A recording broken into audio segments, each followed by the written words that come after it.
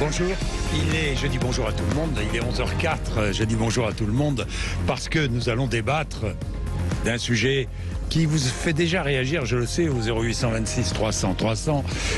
Il s'agit du tourisme et du tourisme de masse. Est-ce que le tourisme de masse est une menace ou pas ? La surfréquentation touristique, nous y sommes de plus en plus confrontés, enfin pas tous, hein. Tout dépend des lieux, évidemment, des sites, mais certains sites sont confrontés à la surfréquentation touristique.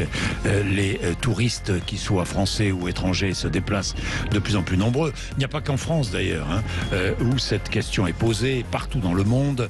Le tourisme de masse est-il une menace ? Nous allons en parler avec Christophe Gicquel, journaliste spécialisé tourisme, présentateur de La France à découvrir sur Sud Radio tous les dimanches à 17h, hein, c'est ça ? C'est ça, exact. Christophe. Stéphane Zeremeta, directeur éditorial des guides Le Petit Futé. Le Petit Bonjour. Futé, bonjour. Et puis Lionel Rabier, qui est président des entreprises du Voyage Île-de-France, président de Voyage d'Exception. Bonjour. Bonjour. Merci à tous les trois. Nous allons parler tourisme. Bon, c'est le moment, hein. C'est le moment. Nous sommes le 16 juin. Tout le monde peut-être est en train de préparer, enfin certains, parce que d'autres l'ont déjà fait, mais préparer les vacances. Départ ou en Bretagne, dans le sud de la France, ailleurs. Dans tous les cas, partout, on est confronté. J'ai vu ce qui s'est passé, et vous l'avez vu comme moi, sur l'île de Bréa. Le maire du site, qui est un site très visité, a été obligé de prendre un arrêté pour limiter le nombre de touristes cet été. Il va passer à, je crois, 4700 personnes par jour, entre 8h30 et 14h30. 6000 l'été dernier, 6000 personnes par jour, ça devenait invraisemblable. Des restaurants bondés, pistes cyclables embouteillées, des landes, le littoral piétiné, la gestion des déchets, évidemment, la gestion des toilettes publiques, enfin bon, etc., ça devenait insupportable. Il a donc décidé de limiter le nombre de touristes cet été. Il n'est pas le seul en France et dans le monde. Nous allons parler de tout cela dans un instant. Alors, question de base que je vous pose à tous les trois. Est-ce que le tourisme de masse est une menace ? Je vais commencer avec Christophe Gicquel. Alors moi, je pense que oui. C'est une vraie menace pour l'environnement. Et puis, depuis à peu près 2019-2020, il y a un autre phénomène qui s'inscrit, c'est la tourismophobie. C'est-à-dire qu'à Barcelone, par exemple, on voit touristes go home, des bus sont arrêtés, pris d'assaut. Les locaux. Les locaux qui en ont ras-le-bol. En Vendée, au Mont-Saint-Michel, un peu partout, à Malte, sur l'île de Pâques, partout. C'est ce phénomène qui s'installe. Donc c'est dangereux pour l'environnement et c'est dangereux pour la paix sociale. Et c'est dangereux pour la paix sociale. Petit tour de table, Stéphane Zeremeta. Alors, c'est un danger, mais pour autant, tout danger, toute situation problématique conduit à de nouveaux comportements. Donc moi, je serais plutôt dire, non, ça va bien se passer. Il suffit de réfléchir. Il y a plein de nouveaux horizons à défricher, à découvrir. Donc il y a plein de solutions. Donc c'est un problème, mais c'est un problème transitoire. Alors nous allons faire dans un premier temps. Cette émission va être comme tous les jours, hein, le débat. C'est première partie, on fait le constat. On met tout sur la table et ensuite on essaie de trouver des solutions tous ensemble, de réfléchir à des solutions. 0826 300 300, nous allons avoir des témoignages dans un instant avec deux maires qui seront avec nous, le maire de Hyères et le maire de Saint-Gervais, qui sont confrontés à cette problématique évidemment. Lionel Rabier, qu'en pensez-vous ? Alors moi je dis non. C'est pas une menace, le tourisme de masse. Je ne pense pas que c'est une menace, d'abord parce que c'est un vrai sujet, mais sur des zones extrêmement limitées et dans un je dirais très court laps de temps en réalité. Donc c'est une menace qu'il faut traiter, mais elle est très contenue. Et puis surtout, il y a des solutions. Il y a beaucoup de solutions. Non mais attendez, vous dites laps de temps très court, c'est vrai pour certains sites, mais c'est pas vrai pour d'autres. Bien sûr. Venise par exemple, je prends l'exemple de Venise, c'est pas un laps de temps très court. Quand vous regardez le nombre de touristes qui viennent en France, on parle de 80 millions de touristes. 80 millions de touristes qui viennent en France. Alors certes, les médias vont zoomer sur l'île de Bréa, et je ne suis pas du tout en train de dire qu'il n'y a pas un sujet sur l'île de Bréa ou sur d'autres îles, mais in fine, ça reste assez contenu. Et là aussi, je pense qu'on va en discuter, il y a beaucoup de solutions à mettre en œuvre. Celle du maire de Bréa en est une. Limiter le nombre de personnes, c'est une solution. Eh ben, nous allons faire le constat avec deux maires, encore une fois. Jean-Pierre Girand, bonjour. Bonjour. Bonjour. Vous êtes confronté, vous êtes maire, le maire de Hyères, hein, vous êtes confronté, et de la métropole aussi, hein, je le dis bien, Toulon. Hein. Bien, Jean-Pierre Girand, Porquerolles, vous avez limité le nombre de visiteurs sur Porquerolles. Alors, indirectement, c'est-à-dire que nous avions une délégation de service public à passer avec le transporteur principal pour l'île de Porquerolles, et nous avons limité la possibilité pour lui de dépasser 6000 personnes jour. Oui. Donc on a mis une jauge qui a été d'ailleurs parfaitement respectée. Nous avons également passé une convention, disons un contrat moral avec les autres bateliers, puisqu'il y a d'autres bateliers qui amènent des personnes sur Porquerolles, et cette charte a été également respectée, et nous avons enfin mis en place une zone de mouillage écologique qui permettent pour les particuliers de limiter leur nombre. Donc ces 3 actions ont réduit, si vous voulez, la pression qui pouvait se faire sur certains jours sur Porquerolles au détriment de l'environnement et de la biodiversité. Jean-Pierre Girand, forte pression sur Porquerolles, mais pas que sur Porquerolles, sur le littoral également. Hein.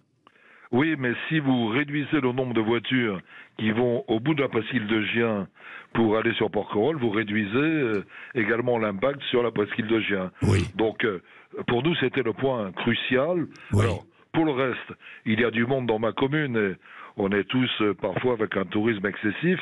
Mais moi, j'ai la chance d'avoir ailleurs une ville de 13 500 hectares et donc on ne ressent pas cette pression touristique de la même façon. Oui, pour vous, le tourisme de masse n'est pas une menace parce que finalement, vous ne vivez pas un tourisme de masse. C'est-à-dire qu'il se répand sur un territoire beaucoup plus vaste, qu'il ne le fait en général. Il y avait, en revanche, ce point très particulier de la presqu'île de Gien et du départ pour Porquerolles qu'il fallait résoudre. Alors, ce n'est pas une solution absolue, mais c'est une très forte amélioration qui a été engendrée. Autre maire avec nous, le maire de Saint-Gervais, Jean-Marc Peyex. Bonjour. Bonjour. Comment allez-vous, Jean-Marc Peyex? Écoutez, très bien. Au pied du Mont Blanc, il fait très beau. Il fait très beau. Et voilà, on est prêt à accueillir nos amis touristes et le Tour de France du 16 au 19 juillet. Oui, c'est vrai, c'est vrai. Le tourisme de masse est-il une menace, Jean-Marc Peyex? Bien sûr qu'il est une menace parce qu'il montre en fait l'imprévisibilité que les élus ont organisée. Et en fait, le tourisme de masse, il peut ne pas être destructeur, comme vient de le dire mon collègue, quand on a un espace qui est grand, mais il peut être ravageur et destructeur quand on a des espaces ou des pôles d'intérêt qui sont tout petits. Parlez-moi du Mont Blanc, tiens, justement, Jean-Marc Peyex. Eh bien, justement, le Mont Blanc est un bel exemple et grâce au président de la République, on a réussi à faire une régulation qui a ramené la paix au Mont Blanc. Et qu'est-ce qu'on a fait? On a fait des choses qui sont très simples et qui sont basiques. On a limité l'accès à la capacité des refuges à recevoir des alpinistes. Donc, si vous n'avez pas de réservation, vous ne pouvez pas faire le Mont Blanc. Et à partir de ce moment-là, si vous voulez, les choses se passent normalement. Donc, ce sont des choses qui sont simples, mais il faut avoir le courage de prendre ces décisions. Et grâce au président de la République et à la volonté que moi j'ai eue aussi, eh bien, on est arrivé à ramener la paix avec des outils qui sont tous très simples. Oui, Jean-Marc Peyex, parce que non seulement il y avait le tourisme de masse, avec ses conséquences écologiques, environnementales, mais en plus la sécurité. Parce que certains partaient grimper et partaient sur le Mont Blanc presque en tongs. Hein. Exactement. Donc, on a eu effectivement un certain nombre d'hurluberlus qui ont défrayé les chroniques. Et donc, qu'est-ce qu'on doit faire? C'est une règle ne suffit pas si elle n'est pas contrôlée. Donc, il y a la présence des gendarmes du peloton de gendarmerie de haute montagne de la Haute-Savoie, et puis il y a une brigade que la commune a créée, une brigade blanche, et qui contrôle, qui informe et qui fait de la pédagogie. Et donc tout se passe très bien, mais il faut effectivement qu'il y ait des contrôles. Il faut qu'il y ait des contrôles. Et là je m'adresse aux deux maires, que vous êtes tous les deux, Jean-Pierre Girand et Jean-Marc Peyex, mais qui paie? Qui paie? C'est l'État ou ce sont les collectivités? Alors pour les gendarmes, c'est l'État, mais pour moi, la Brigade Blanche, ce n'est que la commune de Saint-Gervais, même si le Mont Blanc, l'ascension du Mont Blanc se fait depuis d'autres communes, comme Chamonix, comme bien d'autres communes autour, eh bien, ce ne sont que les contribuables de la commune de Saint-Gervais qui payent. Oui, Jean-Pierre Girand, qui paie? Contribuable qui paie à la fin, mais nous avons la chance d'avoir le parc national de Porquerolles sur l'île de Porquerolles, et ce sont les gardes moniteurs du parc national qui font régner disons, la sécurité et l'ordre. Est-ce que vous voyez une évolution dans le comportement des touristes depuis quelques années? Oui, enfin, elle est positive nous concernant, parce qu'on a étendu le périmètre du parc national de Porquerolles. Et quand il y a une précaution particulière qui est prise pour un paysage, eh bien, en général, les gens sont plus respectueux de ce qu'on peut observer. Ils sont plus respectueux lorsque tout est bien précisé. Hein, c'est ce que vous voulez dire. Jean-Marc Payet, je vous pose la même question. Ils sont respectueux quand ils savent qu'il y a une règle et qu'elle est contrôlée. Mais si vous n'avez pas de règle ou si vous ne la faites pas contrôler, eh bien, la nature a horreur de ce type, la nature humaine a horreur de ce type de choses et ils font n'importe quoi.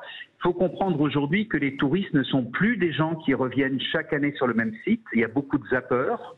Et que ces gens-là, ils s'en fichent un peu de savoir l'image qu'ils vont laisser d'eux-mêmes, puisqu'ils ne reviendront jamais, et que le regard des autres ne les concerne pas. Donc, il faut être derrière les gens. Le comportement aujourd'hui des touristes a changé. Et ils sont vraiment des consommateurs d'attractions, de lieux, de mode, de lieux de mode. Et je crois qu'il faut vraiment encadrer les choses. Bien, Jean-Pierre Girand, Jean-Marc Payex, merci. Vous n'êtes pas tout à fait d'accord avec le maire de Saint-Gervais. J'ai vu ça, Stéphane Zeremeta. Même chose chez Lionel Rabier. Pourquoi est-ce que vous n'êtes pas d'accord? Il y a différents types de consommateurs, bien sûr. C'est vrai que le touriste est devenu consommateur. Il reviendra jamais. Il a peur. Pas forcément. Il y a aussi une évolution des touristes. On voit l'engouement pour il a envie de changer chaque année. Non, mais on voit aussi un engouement pour du tourisme durable, responsable, des gens qui sont soucieux de leur environnement, qui sont dans une démarche constructive. Moi, j'aimerais revenir juste sur, finalement, il y a deux cas. Il y a là où il y a des sites commerciaux, des musées, je pense, où il y a un accès, où là il y a un transport. Porquerolles, c'est un bon accès. Vous mettez une jauge avec tant de traversées par jour. Oui, c'est plus facile. C'est plus facile. Et là, il y a quand on est sur des villages où vous subissez un peu la fréquentation, c'est beaucoup plus compliqué. Ça fait des années que ça dure. Par exemple, la tête de la Statue de la Liberté, ça fait des années qu'il faut s'inscrire à l'avance. Et si vous y prenez pas plusieurs mois à l'avance, vous ne pouvez pas y accéder. Donc c'est pas nouveau. Donc quand on est et le musée du Vatican aussi, ça fait. Et même les parcs nationaux américains. Voilà, vous avez un calanques à Marseille. Il y a les calanques à Marseille. Maintenant, mais c'est nouveau. Donc quand on peut gérer à chacun de décider quelle est la jauge. Donc ça c'est quelque chose. Je parlais du comportement des touristes. Vous n'êtes pas d'accord avec Moi je pense qu'il y a une tendance. Il y a toujours des gens qui se comportent mal, mais on est de plus en plus sensibilisés aux aspects durables, responsables. Nous on vient de lancer une collection d'ailleurs de collections durables, responsables sur les différentes régions de France et on voit qu'il y a un véritable engouement. On nous demande, on vient nous voir, on dit ah oui, moi j'ai telle approche. Et puis au-delà des sites commerciaux, en effet, on n'est pas obligé de taper 4 musées par jour. C'est pas la course au musée. On n'est pas là pour tous les faire. On peut être vraiment sur un tourisme qui est plus. Oui, mais le tourisme des musées, c'est un tourisme fermé. Vous comprenez ce que je veux dire? C'est sur un endroit clos. C'est plus facile à gérer. Bien sûr. Donc sur ce cas-là, ça se règle assez facilement. Qu'un espace. Alors, doit-on, par exemple, imiter les parcs nationaux américains et être obligé de prendre un permis d'entrée pour aller visiter un parc national en France? Pourquoi est-ce qu'on ne ferait pas ça? Vous parliez du coût tout à l'heure. Vous parliez du coût que ça reprend pour les municipalités. Il y a le permis. Vous allez aux États-Unis, il y a un coût du permis. Vous avez votre abonnement pour temps d'entrée dans le parc. Moi, je connais bien un parc national, celui des Cévennes, puisque j'y habite. Donc, je connais bien. Je sais quelles sont les recommandations faites par le parc national. C'est drastique. On ne cueille pas une fleur. On fait très très attention. Est-ce qu'il y a beaucoup de contrôle? Vous êtes aux États-Unis, dans les parcs nationaux, il y a beaucoup de contrôle. C'est le problème. On va parler de tout cela. 11h18. Vous êtes sur Sud Radio. À tout de suite. Bien, nous posons la question. Est-ce que le tourisme de masse c'est une menace? D'abord, qu'est-ce que le tourisme de masse? Tiens. Lionel Rabier, c'est quoi le tourisme de masse? Ça existe ou pas? Alors moi j'emploie pas le terme de tourisme de masse parce qu'il y a un petit côté péjoratif. J'oserais employer le mot de tourisme populaire. Et effectivement, vous avez une forme de tourisme, les campings par exemple, qui se sont beaucoup développés en France. ce type de tourisme qu'on pourrait, qui concerne peut-être plus les classes populaires, je dirais, que les classes supérieures. Après, quand vous parlez de tourisme de masse, vous parlez de massification des flux de touristes dans certaines zones. Et donc là, on vient sur la problématique du surtourisme. Oui. Aujourd'hui, ça rapporte combien dans le budget? C'est quoi le tourisme? C'est à peu près entre 7 et 10% du PIB. 7 et 10%, c'est énorme. Énorme, c'est colossal. C'est colossal. Est-ce que les touristes étrangers sont revenus? Tiens, je fais une petite parenthèse. Oui. Ils sont revenus, ça y est? Oui, ça y est, ça revient. Ça revient complètement. Les Américains sont revenus, les Asiatiques ont un peu de mal à revenir encore. Les Européens sont revenus. Les seuls qui ne sont pas encore revenus et qui, les Chinois, c'est les Chinois. Les Chinois ne sont pas encore revenus, alors qu'ils représentent économiquement une part très importante historiquement. Est-ce que ce sont les Chinois qui dépensent le plus? Oui. Ah bon? Et en liquide. Lorsque vous voyez, et en liquide. Lorsque l'on voit, par exemple, des Chinois dans les rues de Paris, ou ailleurs, au Mont-Saint-Michel, ou ailleurs, des Chinois qui sont en procession, est-ce que ces Chinois que l'on voit dépensent? Ah oui. Parce que tout semble organisé. L'hôtel, ils passent, le voyage, mais ils dépensent. Ils font des tours shopping. Voilà, les Chinois voyagent quasiment exclusivement via des tours opérateurs chinois, donc en groupe. Et effectivement, ils ont des dépenses extrêmement importantes, et notamment dans tout ce qui est shopping. Et vous avez à Paris, par exemple, des grands magasins qui ne vivent quasiment exclusivement que du tourisme asiatique, avec des vendeurs qui parlent chinois, avec tous les panneaux qui sont écrits en chinois. Après, on va dire, ils mangent pas toujours français parce qu'ils n'aiment pas forcément notre nourriture, notre façon de fonctionner, mais ils vont, moi j'ai à côté de chez moi un restaurant coréen, très très bon d'ailleurs, il a il a plein de groupes coréens, donc c'est aussi, c'est pour autant un resto coréen, il reçoit des groupes coréens, mais c'est de l'activité qui fonctionne à Paris, et donc ça fonctionne. Bon, Paris c'est un peu particulier. Ils font le tour. C'est un peu à part Paris, Christophe. C'est vrai. Non mais c'est surtout que quand on parle de tourisme de masse, on parle des capacités de charge des lieux touristiques qui sont dans le rouge en fait, parce que 80% des touristes se concentrent sur 20% du territoire. En fait, les chiffres sont là. Donc il y a une concentration de gens et un panurgisme des touristes qui sont toujours dans le même. Mais qui est fautif de ce panurgisme? Les communications, des grands offices de tourisme qui sont toujours dans le même but. Voilà. Après, il y a des opérations de démarketing. Tous les professionnels, pardon, je vais vous mettre en cause. Tous les professionnels du tourisme sont responsables du panurgisme. C'est un peu vrai. C'est un peu vrai, mais pourtant moi je prêchais pour ma paroisse. C'est vraiment.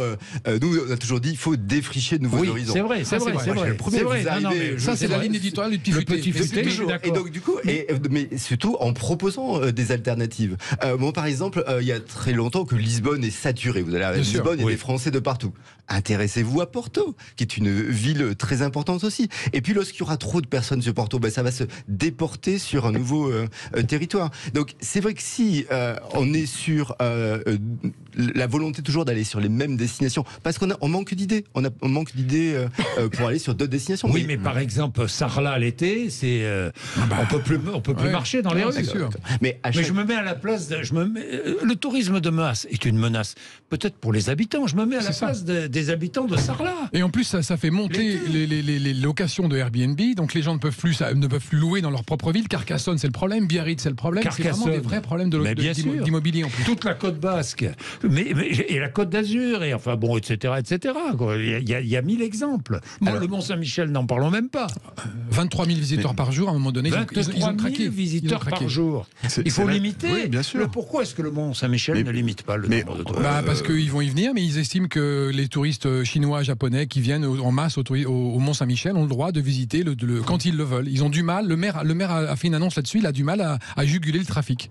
Parce qu'il faudrait mettre des tourniquets comme à Venise pour empêcher d'aller sur la place Saint-Marc. On ne sait pas. À Venise, ils ont trouvé une astuce, puisque si vous venez uniquement pour la journée à Venise, vous payez une surtaxe. C'est ça, oui. Donc il faut dormir à Venise pour ne pas payer cette surtaxe. Et il y a des tourniquets qui se bloquent, qui empêchent les gens, à un moment donné, quand l'afflux est trop grand, les rues sont bloquées, on ne peut plus passer. Oui, mais il faut dire. Mise en place de tourniquets. Oui. La question qui est posée aussi, c'est quel touriste fait-on venir en France ? Et dès lors qu'on a une politique pour aller faire venir des touristes qui viennent de très loin... Mais est-ce qu'on a une politique ? Oui, bien sûr. Est-ce qu'on a une politique? Est-ce qu'en France, on a choisi de faire venir tous les touristes, ou est-ce qu'on a choisi une justement, forme c'est une politique de tourisme? C'est une politique qui doit évoluer. Avant, on était dans une volonté un peu quantitative de faire venir 80 millions. Un ancien ministre du tourisme, juste avant le Covid, a fixé la barre des 100 millions. Ce que je veux dire, c'est que quand vous faites venir des touristes qui viennent de très loin, vous ne pouvez pas leur dire n'allez pas à la Tour Eiffel parce qu'il y a trop de monde, n'allez pas au Mont-Saint-Michel. Ils viennent une fois dans leur vie en France, peut-être une ou deux fois, et donc ils veulent aller voir.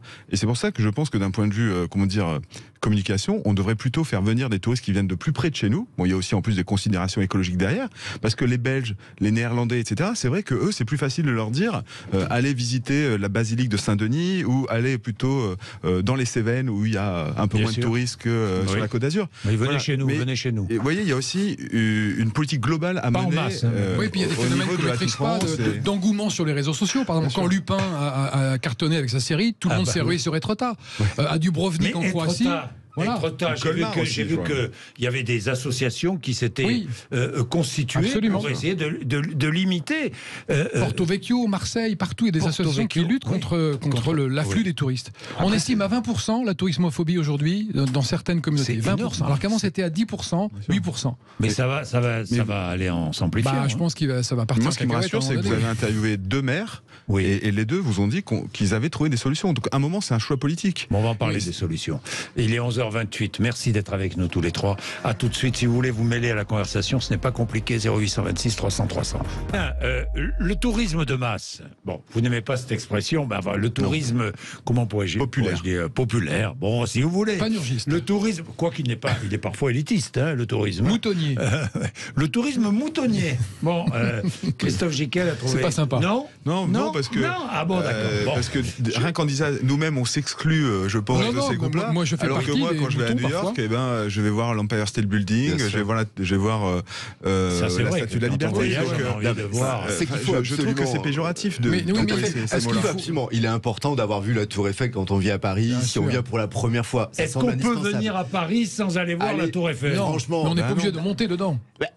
Quand c'est la première fois, et c'est vrai que souvent les Parisiens n'y vont pas, et quand on a des amis qui viennent de l'étranger, on y va, on se dit finalement j'avais oublié que c'était aussi génial. Donc c'est vrai que l'expérience une fois c'est bien. Ce qui est embêtant, c'est la répétition. Et s'il y a répétition, c'est souvent un tout petit peu parce qu'on ne sait pas où aller, parce qu'on n'a pas d'idée, parce que les territoires ne communiquent pas assez sur cela. Donc, mais il y a plein de nouveaux territoires. À Paris, où on se rouait sur Notre-Dame, alors que la basilique Saint-Denis est pas loin, qui est sublime, somptueuse, et personne n'y va. Donc là, il y a un défaut de. Il faut faire un pas de côté. Il y a un défaut, mais il y a un défaut de communication par rapport à ça.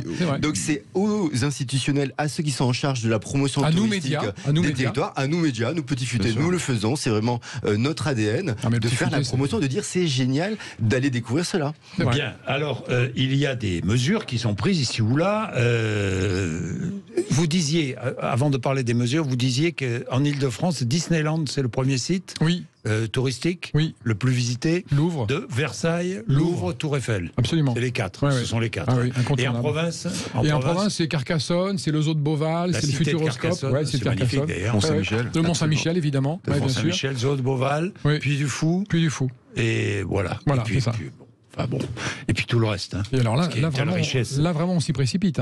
Mais oui, on s'y précipite et donc on fait la queue et on fait la queue et résultat les plages de Vendée sont surbookées, il n'y a plus une serviette pour mettre la sienne. Enfin c'est une catastrophe. On connaît ça depuis des années. Alors, j'ai vu, je sais plus sur quel site, j'ai vu où on dresse une amende si le touriste se promène torse nu ou si l'on consomme de la nourriture devant les monuments historiques. C'est où ça? Barcelone. C'est à Barcelone. Ou une ville d'Italie. Une ville d'Italie, c'est possible. C'est peut-être Dubrovnik parce qu'ils viennent d'interdire par exemple les touristes à se balader avec la valise qui roule. Mais derrière, il y a une démarche qui est intelligente parce qu'ils veulent mettre en place tout un système où en fait les touristes à l'aéroport, les bagages sont pris en charge, amenés directement à leur hôtel, et ce qui effectivement va dans le bon sens. Oui, mais va dans le bon sens. Mais plus on va aller, j'ai vu que l'aérien allait se développer d'une manière incroyable dans les années qui viennent. Ça dépend. Si des taxes écologiques sont mises en place et qu'on paye le vrai coût de l'avion, ça ne se développe pas. Apparemment, le nombre d'avions va se multiplier. C'est ce que prévoient tous les grands de l'aéronautique. Non, vous ne croyez pas, vous? Avec des avions peut-être plus petits qui seront moins. Je pense que c'est un sujet très compliqué. Je pense que l'aérien va continuer à se développer. C'est sûr, mais je pense aussi que le prix de l'aérien va augmenter. Et d'ailleurs, rien qu'en ce moment, si vous voulez voyager en Europe, c'est très très cher. Et je pense que c'est que pour aller aux États-Unis. Bien sûr, mais je pense, les États-Unis ont beaucoup augmenté. Il y a une inflation assez importante. C'est vrai, les vols pour les États-Unis sont parmi les moins chers aujourd'hui. Et ça, c'est une tendance qui va continuer. Et sous l'effet des taxes, il y aura quand même de plus en plus de touristes.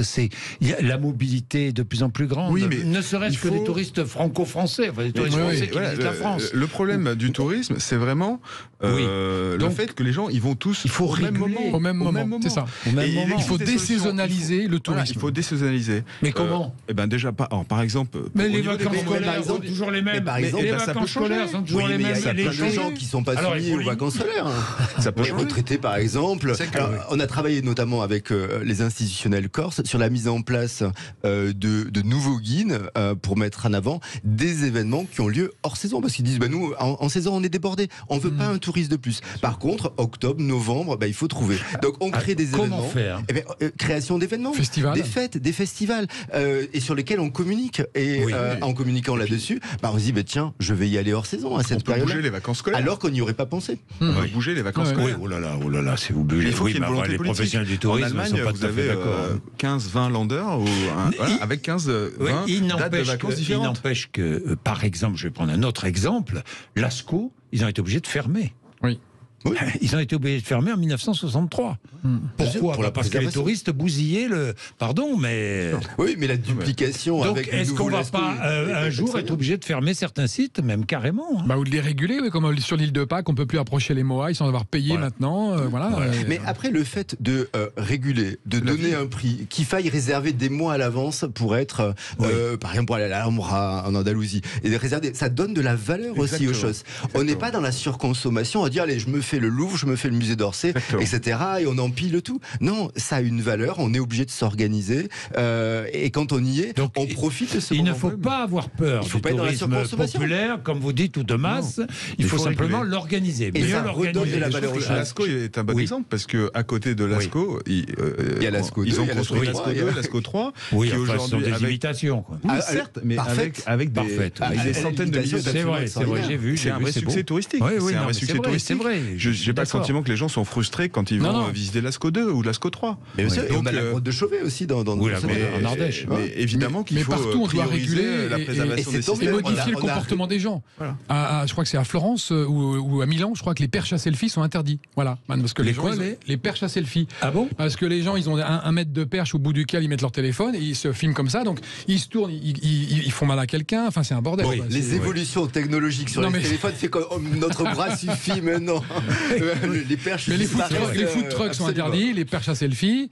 Cela dit, ça disparaît un peu, les perches à selfie. Voilà. Moi, je suis complètement d'accord avec ce que vous avez dit, c'est-à-dire que finalement, toute cette régulation redonne de la valeur au tourisme. Les gens se rendent compte que aller visiter les calanques de Cassis ou Porquerolles, c'est quelque chose de précieux qui a de la valeur. Voilà. Et on va se réserver à l'avance, on va s'organiser, on va se dire ça devient exceptionnel. Avant, ça aurait été au lieu d'être je pense que c'est une évolution positive. Normal, ça devient exceptionnel. Et le fait de jauge, donc c'est pas la sélection par l'argent, parce que c'est vrai qu'après tout, il suffit de mettre les places très chères, ça éliminerait également. Mais le fait de faire des jauges et que ceux qui s'organisent peuvent tout simplement bénéficier de l'accès, ça c'est intéressant. Et il y a les offices de tourisme qui lancent des opérations de démarketing, c'est-à-dire qu'ils apprennent aux gens à ne plus suivre comme tout le monde. Mais par exemple, le Mont-Saint-Michel, ils l'invitent à le regarder depuis Cancale, parce que Cancale, on a une vue sublime sur le Mont-Saint-Michel. Donc il faut faire le pas de côté et pas aller sur le Mont-Saint-Michel. Allez-y, c'est magnifique Cancale.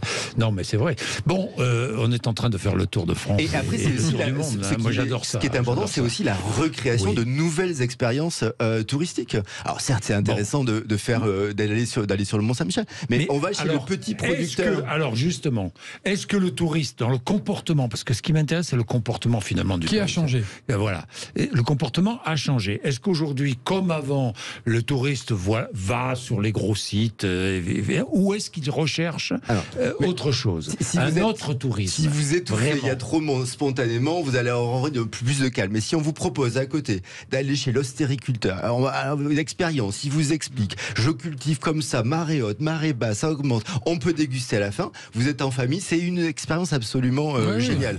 Et là, vous n'y aurez pas pensé, c'est pas saturé touristiquement. On a des possibilités infinies en France par rapport à ça. Et c'est vrai que vous y irez quand même au Mont-Saint-Michel. Tiens, j'ai une petite parenthèse pour vous, Stéphane, mais alors personnel. Zeremeta, vous n'êtes pas parent d'un joueur de football? Ah si, que vous connaissiez, mon oncle, absolument. Votre oncle, Zeremeta, qui est... Vous avez beaucoup de points communs, tous les deux, les Cévennes, le football. Qui a bien longtemps été un très bon joueur de football. Non, mais années 70. Oui, à peu près. Bien longtemps, vous avez raison. Années 70, bien sûr, Zeremeta, qui était il jouait milieu de terrain, je crois. Me semble-t-il. Bon, c'est votre oncle. Bon, parenthèse refermée. Il est 11h40 et il est midi moins 20. On se retrouve dans un instant. Il est 11h44, le chemin de Stevenson. Ça, c'est la traversée des Cévennes sur un âne. C'est magnifique. Livre magnifique, hein, Stevenson. Hein. Et là, franchement, vous n'êtes pas en il n'y a pas de saturation touristique. Hein. Vous êtes.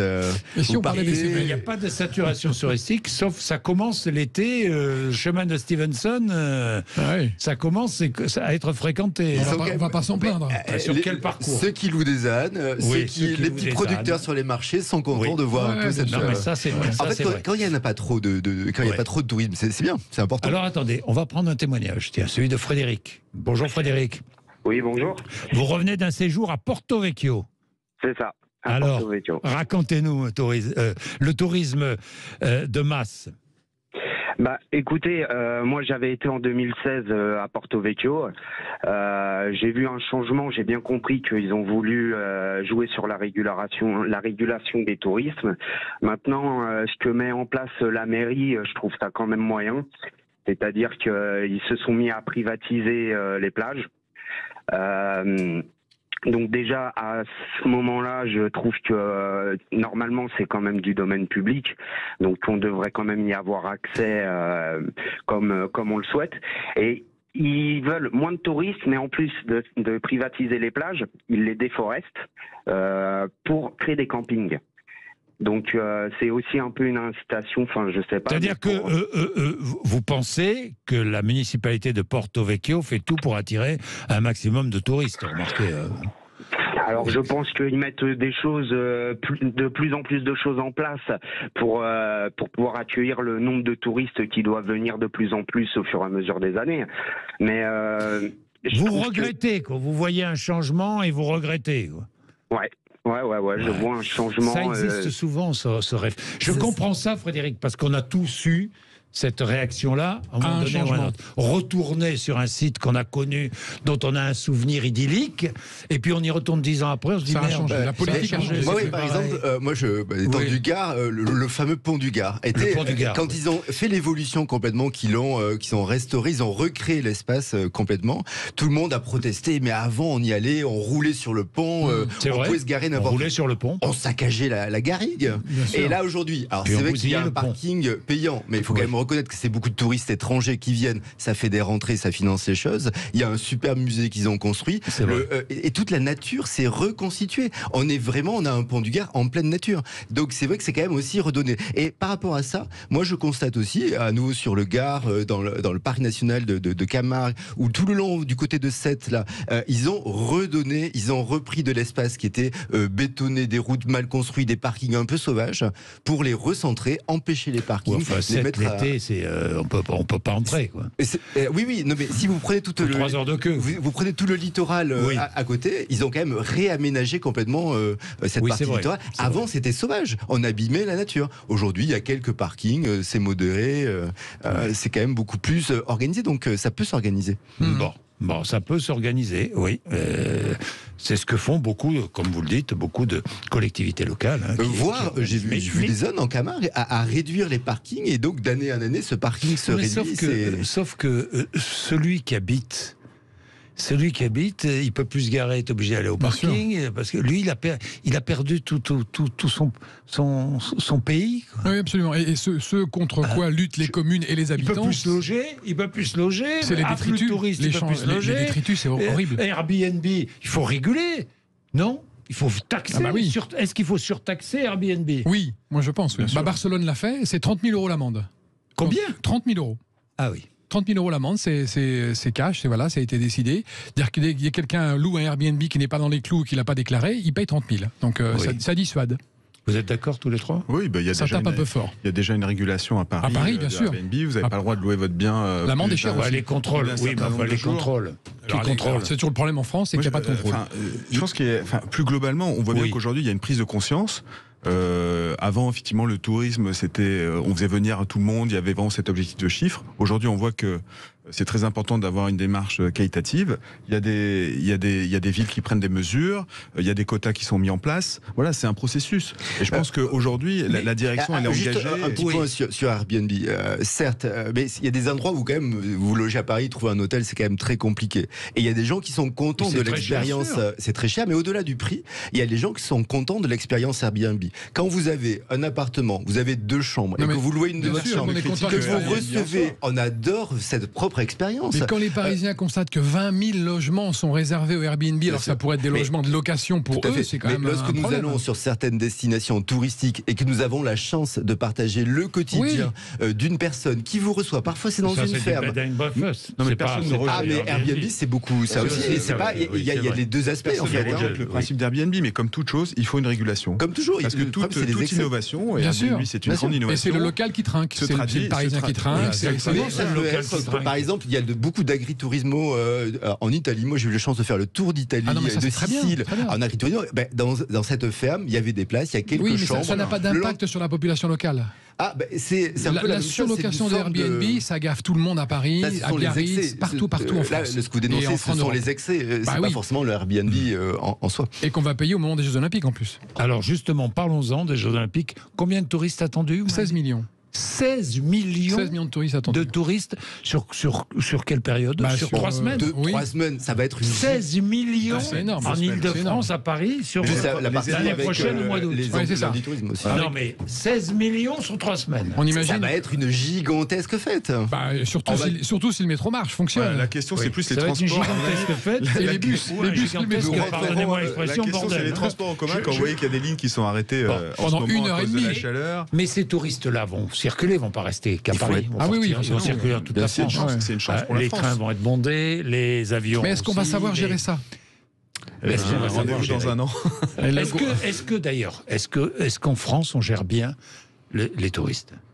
Alors, par rapport à d'autres pays d'Europe ou par rapport à d'autres pays du monde? Ce qu'on pourrait regretter par rapport à la communication autour des Jeux Olympiques, c'est que on profite finalement de cet événement pour mettre en lumière les sites qui sont déjà très demandés aujourd'hui. C'est-à-dire qu'ils vont aller où? Ils vont aller voir la Tour Eiffel, voir le Mont-Saint-Michel.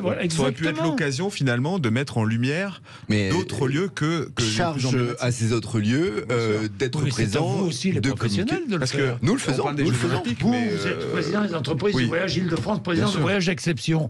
Est-ce que Voyage Exception, vous mettez en avant d'autres sites que les sites cités classiques, classiques? L'entreprise que je dirige, nous, on est plutôt spécialisé dans les croisières long courrier. Donc la France n'est pas de gamme. Mais est-ce que les voyagistes, pas de terrain de jeu. Mais est-ce que les voyagistes le font ou pas? Bien sûr.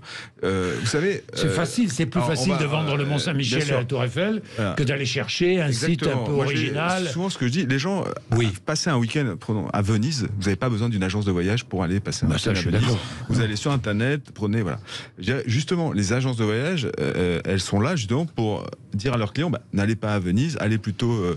c'est raté, 30 millions de visiteurs. À Vérone, allez ici, allez là. Enfin, justement, en tant qu'expert du tourisme, notre valeur ajoutée, c'est de dire aux clients, à nos voyageurs, de vivre d'autres expériences. Moi, je suis quand même d'accord. Allez à Vérone, allez à Bergame. Sauf que le voyageur, il va vous demander d'aller à Venise. Il y a beaucoup de monde aussi. Mais sauf que le touriste va vous demander d'aller à Venise. Oui, absolument. Pas forcément. Si vous avez su lui montrer, lui donner envie. Aujourd'hui, le développement, alors ce développement a été vraiment, on va dire, nourri, notamment par l'essor des vols low cost, etc., qui permettent de n'importe quelle ville de France, on peut relier Venise, c'est formidable, mais objectivement, c'est pas les agences de voyage qui ont nourri ce tourisme-là. Les gens, ils vont sur Internet, ils achètent leur billet d'avion, puis hop. Et parfois, ils arrivent d'ailleurs en ville sans avoir pris leur hôtel. Et le problème, c'est aussi l'éducation aux touristes, au comportement dans sa ville de visite. Parce que le problème que tout le monde a à gérer dans les communes, c'est les déchets. C'est extraordinaire. Exactement. Les communes, c'est j'ai envie d'embrayer sur un autre point. Le touriste est sale, faut le dire. Par rapport à ce que le touriste est sale. Oui. On devrait apprendre. Plus sale que le français qui habite. Le touriste français déjà est sale. Beaucoup plus sale que le touriste japonais. Bah oui, quand même. Ou le touriste américain. Vous prenez les le touriste américain. Le touriste allemand, le touriste néerlandais n'est pas très sale. Le touriste néerlandais n'est pas sale. Non. Par rapport au tourisme plutôt, on va dire. Et le touriste français est sale. Le touriste français est sale, bien sûr. Qui est le plus sale? Qui est le touriste? Moi, j'ai envie de dire, c'est le touriste français. Non. Par lequel alors? Moi, par exemple, moi, je suis spécialiste des croisières. Alors, c'est très intéressant. Ah bah non, vous, c'est le haut de gamme. C'est le reflet de la croisière. Après, il y a des pays. Non, mais attendez, je parle pas de mes croisières, mais j'ai aussi beaucoup travaillé avec des compagnies comme Costa et Messé, et ils accueillent des gens de tous les pays. Et donc, alors, facilement comparer. quel est le touriste le plus sale? Voilà. Et globalement, alors c'est pas forcément sale, mais par exemple le rapport à la nourriture et tout. On va dire, plus vous descendez dans l'Europe du Sud, moins le rapport est respectueux. Après, les pays latins sont sales. Voilà, les pays latins, les Chinois aussi sont. Après, c'est une culture qui est différente. Il y a un problème de culture différente. Par exemple, si on prend le territoire indien, il n'y a pas la notion, ils n'ont pas des poubelles de partout, etc. Donc, ils n'ont pas forcément de réflexe. Voilà, c'est comme ça, c'est culturel. Quand on n'a jamais été éduqué à mettre le papier dans la poubelle, ça ne vient pas spontanément. Donc voilà. Un mot, un peu pour conclure, mais je pense que finalement, on doit apprendre aux gens à être touristes dès l'école. Et au fond, voyager, ça s'apprend. C'est vrai. Voyager responsable. Alors il y a le surtourisme, il y a aussi la préservation des écosystèmes, le rapport. Et finalement, je trouve qu'on ne profite pas suffisamment de cette période d'éducation qu'est l'école, où on organise des voyages scolaires pour éduquer pour apprendre à voyager autrement. Leur expliquer aussi les impacts. Parce que nous, on est très conscients aussi des impacts écologiques, le climat, etc. Et finalement, l'école est peut-être ce lieu où on devrait... Et à bien se comporter. Voilà.